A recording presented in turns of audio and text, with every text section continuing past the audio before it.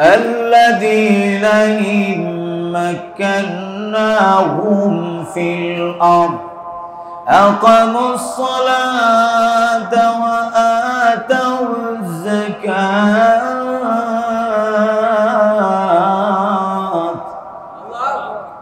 وأمروا بالمعروف ونهوا عن المنكر ولله عاقبة الأمور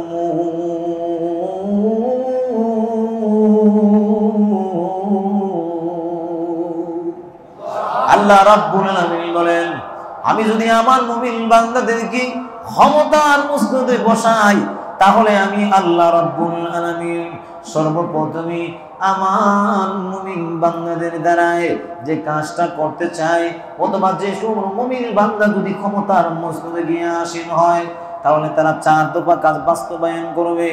আল্লাহ রাব্বুল আলামিন বলেন, আল্লাযীনা ইম্মাক্কান্নাহুম ফিল আরদি আকামুস সালাতা। কোরআন পড়ে যারা রাজনীতি করে, তারা বজ্রসভ্য হয়, অন্যের উপরে কোনো জুলুম তারা করে না, নির্যাতনের স্টিং রোলার চাপায় না, কারণ তারা জানে যদি আমি কারো উপরে অন্যায় করি, তাহলে আল্লাহর কোরআন আমার জন্য নির্দেশনা দিয়েছে, কোরআন আমার জন্য বিভিন্ন বক্তব্য দিয়ে দিয়েছে।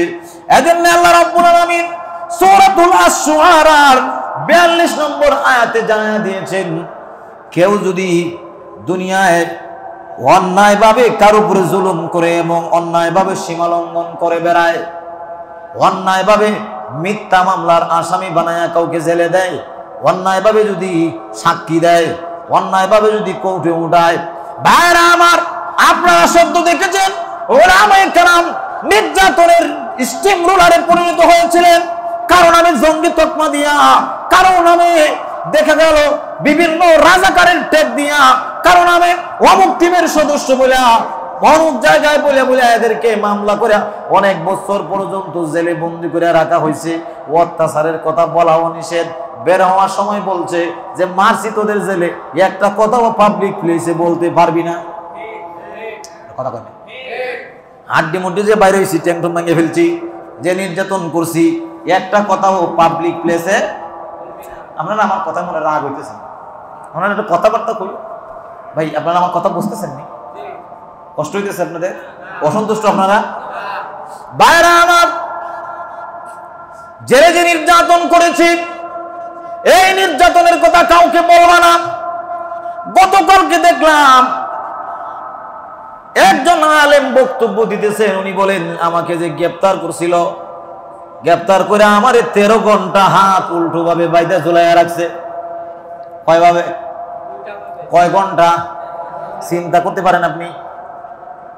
মামলা কি তার বিরুদ্ধে মামলা? কয় মামলা হইলো উনি আল্লাহর কোরআন এই জমিনের মানুষের কাছে প্রচার করে, আর দোষ নাই। মামলাটা কি? কোরআন। এখন এমন ট্যাগ লাগাইছে ওই লোকের,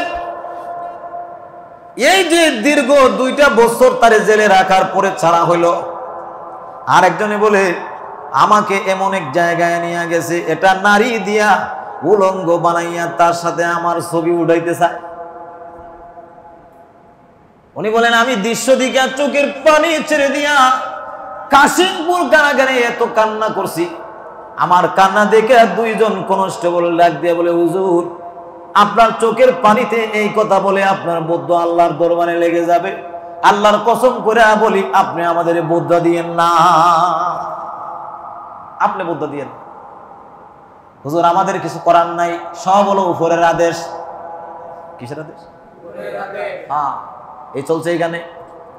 যেই জমিনে জুলুম হবে, যেই জমিনে রক্তপাত হবে, যে জুলুমে বিচার বহির্ভূত ভাবে যে দেশে হত্যা হবে, আল্লাহ রাব্বুল আলামিন জানায় দিয়েছেন একটা কাজ যদি এই জমিনে মানুষ বন্ধ করে দেয়, তাহলে তোমাদের মাথার উপরে জালিম শাসক আল্লাহ দিয়ে দেবে। কাজটা কি? আমার কথা না, আল্লাহর রাসূল বলেন যদি তুমি সৎ কাজের আদেশ দেওয়া থেকে নিজেকে ফেরাইয়া নাও আর অসৎ কাজের নিষেধ করা থেকে নিজেকে তুমি বিরত রাখো, তাহলে তোমার মাথার উপরে জালেম শাসক ছড়াইয়া দেওয়া হবে। এবার বলেন তো দেখি, কোরআন শরীফের একটা আয়াত শুনেন, আল্লাহ রাব্বুল আলামিন পবিত্র কোরআনের ভিতরে বলেন, ওয়াদাল্লাহুল্লাযীনা আমানু, আমি আল্লাহ ঈমানদারদের সাথে ওয়াদা করেছি জমিনের শাসক তাদেরকে বানাবো। সুবহানাল্লাহ, হতে পারে সুবহানাল্লাহ। ঈমানদারদের সাথে আল্লাহ কি ওয়াদা করছেন? জমিনের শাসক বানাবেন, মানে সরকারে এরাই যাবে। 47 বছরে সোনার বাংলায় তোমার 50 হয়ে গেছে, 50 বছরের স্বাধীনতার ইতিহাসে সোনার বাংলাদেশে আল্লাহর কোরআনের কোন আইন বাস্তবায়ন হয়েছে কি? কথা বলেন। তাহলে আল্লাহ কি মিথ্যা কথা বলেন? আল্লাহ তো বলেছেন যদি ঈমানদার হও, ওয়াদাল্লাহুল্লাযীনা আমানু, যদি তোমরা মুমিন হও, কামাস্তাখলাফাল্লাযীনা মিন ক্বাবলিহিম, আল্লাহ রাব্বুল আলামিন বলেন যদি তোমরা ঈমানদার হও তাহলে তোমাদেরকে আমি আল্লাহ জমিনের শাসন ক্ষমতা দিব। তাহলে 50 বছরে আমরা জমিনের শাসন ক্ষমতা পাই নাই, আমরা দেখা গেল একটা আইনও কোরআনের সোনার বাংলায় বাস্তবায়ন করতে পারি নাই। তাহলে আমাদের আল্লাহ মিথ্যা কথা বলে? তাহলে বেজাল আমাদের, বেজাল কোনে? আমাদের বেজালটা কি? বেজালটা হইল সৎ কাজের আদেশ আর অসৎ কাজের নিষেধ থেকে মুসলমান আজকে দূরে সরে গেছে। এজন্য আল্লাহ তাআলা তাদের মাথার উপরে জালেম শাসককে চাপাইয়া দিছে। কথা কি বুঝছেন ভাইরা আমার? এই যে দেখেন সারা বাংলাদেশে যে চক্রান্তটা এখন চলতেছে, তারা চায় সংখ্যালঘুদের দাঙ্গাগুলোকে সামনে এনে সোনার বাংলায় এরা আক্রমণ করে এই দেশে দুইটা এদের মানচিত্র এবং দেশের বিরুদ্ধে তারা একটা অবস্থান নেবে। এজন্য ভাইরা আমার, আল্লাহ রাব্বুল আলামিন আমাদেরকে এই কথাটাই বলছেন, ভালো করে মনে রাখো, জমিনের ভিতরে যদি তোমরা সুশৃঙ্খল অবস্থায় চলতে চাও, যদি তোমরা ভদ্রভাবে চলতে চাও, যদি নিজের ইজ্জত আবরু স্বাধীনতা নিয়ে তোমরা চলতে চাও, তাহলে তোমাদেরকে এই কথাটা মাথায় রাখা লাগবে, কোরআন ওয়ালা ছাড়া সমাজে কেউ শান্তি তোমাদের দিতে পারবে না। আর আইন হলো আল্লাহর কোরআন ছাড়া কোনো তন্ত্রমন্ত্র তোমাদের শান্তি দিতে পারবে না। কোনো তন্ত্রমন্ত্র খাওয়া নাই। 50 বছর আমরা বিভিন্ন তন্ত্রমন্ত্র দেখছি, কথা কোন ঠিক না? শান্তি বাড়ছে না কমছে? আগে খাইতো চাউলের কেজি 12 টাকা, আমিও পাইছি, এরপরে এখন কত হয়েছে বলেন না? আপনারা কষ্ট লাগতেছে? 70 হয়েছে। এখন তেলেরটা আমিও পাইছি মানে আপনার 80-90 আমিও দেখছি, কিন্তু এখন ওরে বাবা কি করা। আমি তো আসলে বোতল দিয়ে আর কই ভাই পরিষ্কার নিয়ে হয়েছে কৌটা হাদিয়ে দিয়ে কেজি জিজ্ঞেস করছি না কোনোদিন। ভাইরা আমার, একবারে পাকিস্তান পিরিয়ড থেকে ওই যে কাগজের আন্দোলন হয়েছিল, আরে আপনারা জানেন না, ওই কাগজের আন্দোলনের পর থেকে দেশের ভাগ্যে আর কোনোদিন ভালো কিছু নসিব হয় নাই। যেটারে দিছি রে এটাই হলো একটা জালেম। আল্লাহর আইনও চালু করে নাই, না আছে আল্লাহর আইন, না আছে নিজের আইন, সব কটা বেজাল। তো কাজে কাজেই 50 বছরে যেহেতু গণতন্ত্র দিয়ে আমাদের ভাগ্যের পরিবর্তন হয় নাই, তাহলে আপনারা এবার জুড়ে বলুন তো দেখি, আল্লাহ যে ঘোষণা দিয়েছেন কোরআন ছাড়া পরিবর্তন হবে না, কথাটা সত্য না মিথ্যা? তার দলিল কি? 50 বছরে সোনার বাংলার কোন চেহারার পরিবর্তন। এবার আল্লাহ রাব্বুল আলামিন বলেন, যদি আমি আমার মুমিন বান্দাদেরকে ক্ষমতায় বসাই, যদি তারা মসনদের ভিতরে আসীন হয়, আর যদি তারা ক্ষমতায় যেতে পারে, তাহলে তারা 4 দফা কাজ বাস্তবায়ন করবে। জোরে কোন কয় দফা? এত আসতে বললে হবে না তো, জোরে কোন কয় দফা? 4 দফা কাজ বাস্তবায়ন করবে। 4 দফা কাজ আল্লাহ রাব্বুল আলামিন সূরাতুল হজ্জের 41 নম্বর আয়াতে বড় সুন্দর করে বলেছেন,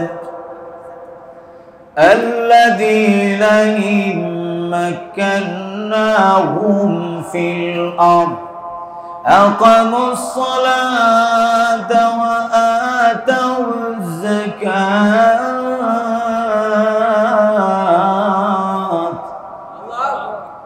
ওয়া আমারু বিল মা'রুফি ওয়া নাহাউ আনিল منكر ولله عاقبة الأمور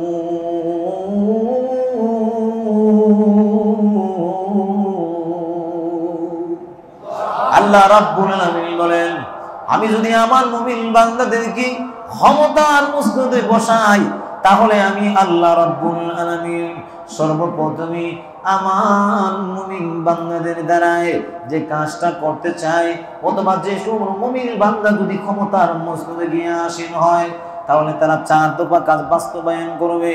আল্লাহ রাব্বুল আলামিন বলেন, আল্লাযীনা ইম্মাক্কান্নাহুম ফিল আরদি আকামুস সালাতা। আল্লাহ রাব্বুল আলামিন বলেন, সর্বপ্রথম মুমিন বান্দা মসনদে যাওয়ার পরে এই কথার ঘোষণা দিয়ে দিবে, হে দেশবাসী, তোমাদের কাছে আমি সরকার প্রধান থেকে বার্তা হলো, আগামীকাল থেকে অফিস আদালতে যথাস্থানে মসজিদে গিয়ে নামাজ আদায় করবা। মসজিদ যদি আশপাশে না থাকে, যার যার কর্মস্থলকে মসজিদ বানাইয়া একজনকে ইমাম বানাইয়া জামাতে নামাজ আদায় করবা। আর জোরে কন্যা কথা ঠিক বলে। 1 নম্বর কাজ, আগামীকাল থেকে সমস্ত দেশে যে কোনো জায়গায় নামাজ পড়াই লাগবে বাধ্যতামূলক। এটা হলো সরকারি কাম। এই কথাটা যদি সরকার থেকে ঘোষণা দিয়ে দেয়, আমাদের নামাজ পড়া লাগবে কি লাগবে না? আরো জোরে কোন লাগবে। এরপর আল্লাহ রাব্বুল আলামিন কি বলেন শুনেন, 2 নম্বর কাজ হলো, মুমিন বান্দাকে যদি আমি আল্লাহ ক্ষমতার মসনদে আসীন করায়া দেই, তাহলে মুমিন বান্দার 2 নম্বরে কাজ হলো ওয়া আতাউজ যাকাতা, যাকাত প্রদান করাই লাগবে, যাকাত প্রদান করাই লাগবে। যাকাত যারা দিবে না, এদের ব্যাপারে যুদ্ধ ঘোষণা। হযরতে আবু বকর সিদ্দিক বলেন, আল্লাহর রাসূলের জামানায় যারা যাকাত দিত, তাহলে ওই যাকাত যদি একটা ছাগলের রশি যদি সে এখন না দেয়, আল্লাহর কসম আমি আবু বকর তার বিরুদ্ধে জিহাদের ঘোষণা দিয়ে দিব।